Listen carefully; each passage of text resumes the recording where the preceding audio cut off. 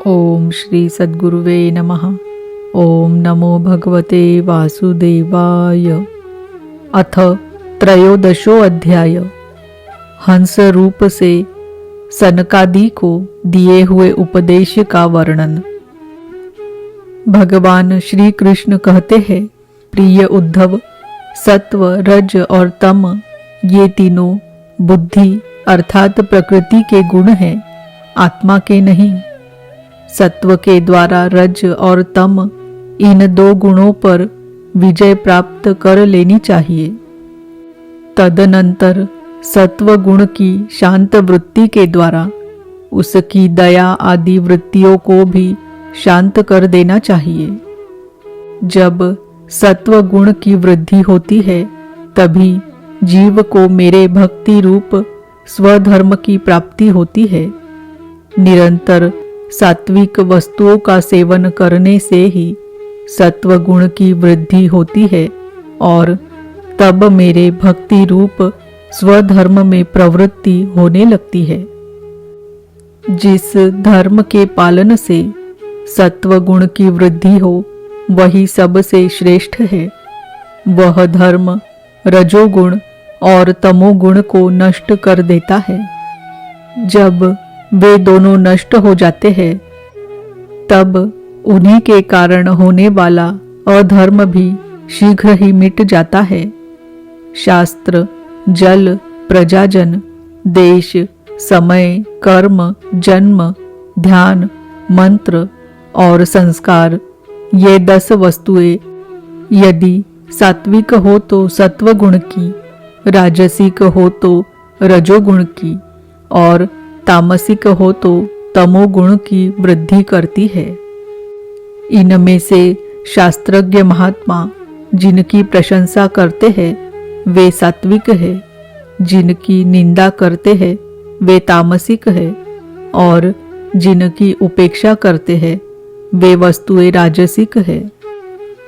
जब तक अपने आत्मा का साक्षात्कार तथा स्थूल सूक्ष्म शरीर और उनके कारण तीनों गुणों की निवृत्ति न हो तब तक मनुष्य को चाहिए कि सत्व गुण की वृद्धि के लिए सात्विक शास्त्र आदि का ही सेवन करे, क्योंकि उससे धर्म की वृद्धि होती है और धर्म की वृद्धि से अंतकरण शुद्ध होकर आत्म तत्व का ज्ञान होता है। बांसों की रगड़ से आग पैदा होती है और वह उनके सारे वन को जलाकर शांत हो जाती है। वैसे ही यह शरीर गुणों के वैषम्य से उत्पन्न हुआ है। विचार द्वारा मंथन करने पर इससे ज्ञानाग्नि प्रज्वलित होती है और वह समस्त शरीरों एवं गुणों को भस्म करके स्वयं भी शांत हो जाती है। उद्धव जी ने पूछा, भगवान, प्राय सभी मनुष्य इस बात को जानते हैं कि विषय विपत्तियों के घर है, फिर भी वे कुत्ते, गधे और बकरे के समान दुख सहन करके भी उन्हीं को ही भोगते रहते हैं। इसका क्या कारण है? भगवान श्री कृष्ण ने कहा, प्रिय उद्धव, जीव जब अज्ञानवश अपने स्वरूप को भूलकर हृदय से सूक्ष्म स्थूलादि शरीरों में अहम बुद्धि कर बैठता है, जो कि सर्वथा भ्रम ही है, तब उसका सत्व प्रधान मन घोर रजोगुण की ओर झुक जाता है, उससे व्याप्त हो जाता है। बस जहां मन में रजोगुण की प्रधानता हुई कि उसमें संकल्प विकल्पों का तांता बंध जाता है। अब वह विषयों का चिंतन करने लगता है और अपनी दुर्बुद्धि के कारण काम के फंदे में फंस जाता है, जिससे फिर छुटकारा होना बहुत ही कठिन है। अब वह अज्ञानी कामवश अनेकों प्रकार के कर्म करने लगता है और इंद्रियों के वश होकर यह जानकर भी कि इन कर्मों का अंतिम फल दुख ही है, उन्हीं को करता है। उस समय वह रजोगुण के तीव्र वेग से अत्यंत मोहित रहता है। यद्यपि विवेकी पुरुष का चित्त भी कभी कभी रजोगुण और तमोगुण के वेग से विक्षिप्त होता है, तथापि उसकी विषयों में दोष दृष्टि बनी रहती है। इसलिए वह बड़ी सावधानी से अपने चित्त को एकाग्र करने की चेष्टा करता रहता है, जिससे उसकी विषयों में आसक्ति नहीं होती। साधक को चाहिए कि आसन और प्राणवायु पर विजय प्राप्त कर अपनी शक्ति और समय के अनुसार बड़ी सावधानी से धीरे धीरे मुझ में अपना मन लगाए और इस प्रकार अभ्यास करते समय अपनी असफलता देखकर तनिक भी ऊबे नहीं, बल्कि और भी उत्साह से उसी में जुड़ जाए। प्रिय उद्धव, मेरे शिष्य सनकादि परमर्षियों ने योग का यही स्वरूप बताया है कि साधक अपने मन को सब ओर से खींचकर विराट आदि में नहीं, साक्षात मुझ में ही पूर्ण रूप से लगा दे। उद्धव जी ने कहा, श्री कृष्ण, आपने जिस समय जिस रूप से सनकादि परमर्षियों को योग का आदेश दिया था, उस रूप को मैं जानना चाहता हूँ। भगवान श्री कृष्ण ने कहा, प्रिय उद्धव, सनकादि परमर्षि ब्रह्मा जी के मानस पुत्र है। उन्होंने एक बार अपने पिता से योग की सूक्ष्म अंतिम सीमा के संबंध में इस प्रकार प्रश्न किया था। सनकादि परमर्षियों ने पूछा, पिताजी, चित्त गुणों अर्थात विषयों में घुसा ही रहता है और गुण भी चित्त की एक एक वृत्ति में प्रविष्ट रहते ही है, अर्थात चित्त और गुण आपस में मिले जुले ही रहते हैं। ऐसी स्थिति में जो पुरुष इस संसार सागर से पार होकर मुक्ति पद प्राप्त करना चाहता है, वह इन दोनों को एक दूसरे से अलग कैसे कर सकता है। भगवान श्री कृष्ण कहते हैं, प्रिय उद्धव, यद्यपि ब्रह्मा जी सब देवताओं के शिरोमणि, स्वयंभू और प्राणियों के जन्मदाता है, फिर भी सनकादि परमर्षियों के इस प्रकार पूछने पर ध्यान करके भी वे इस प्रश्न का मूल कारण न समझ सके, क्योंकि उनकी बुद्धि कर्म प्रवण थी। उद्धव, उस समय ब्रह्मा जी ने इस प्रश्न का उत्तर देने के लिए भक्ति भाव से मेरा चिंतन किया। तब मैं हंस का रूप धारण करके उनके सामने प्रकट हुआ। मुझे देखकर सनकादि ब्रह्मा जी को आगे करके मेरे पास आए और उन्होंने मेरे चरणों की वंदना करके मुझसे पूछा कि आप कौन हैं? प्रिय उद्धव, सनकादि परमार्थ तत्व के जिज्ञासु थे, इसलिए उनके पूछने पर उस समय मैंने जो कुछ कहा वह तुम मुझसे सुनो। ब्राह्मणों, यदि परमार्थ रूप वस्तु नानात्व से सर्वथा रहित है, तब आत्मा के संबंध में आप लोगों का ऐसा प्रश्न कैसे युक्ति संगत हो सकता है? अथवा मैं यदि उत्तर देने के लिए बोलूं भी तो किस जाति, गुण, क्रिया और संबंध आदि का आश्रय लेकर उत्तर दूं? देवता, मनुष्य, पशु, पक्षी आदि सभी शरीर पंचभूतात्मक होने के कारण अभिन्न ही है और परमार्थ रूप से भी अभिन्न है। ऐसी स्थिति में आप कौन हैं? आप लोगों का यह प्रश्न ही केवल वाणी का व्यवहार है, विचार पूर्वक नहीं है, अतः निरर्थक है।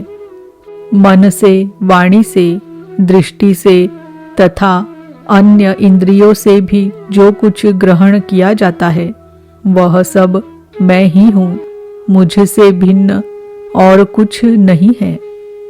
यह सिद्धांत आप लोग तत्व विचार के द्वारा समझ लीजिए।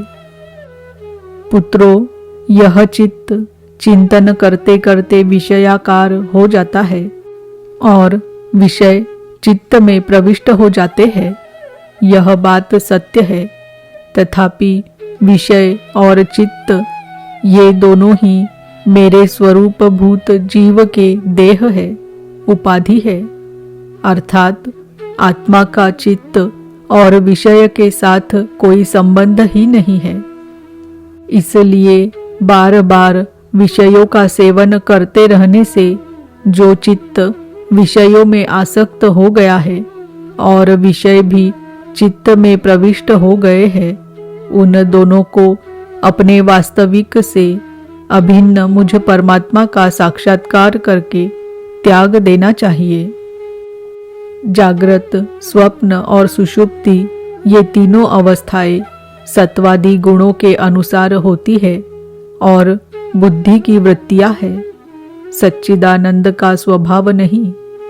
इन वृत्तियों का साक्षी होने के कारण जीव उनसे विलक्षण है।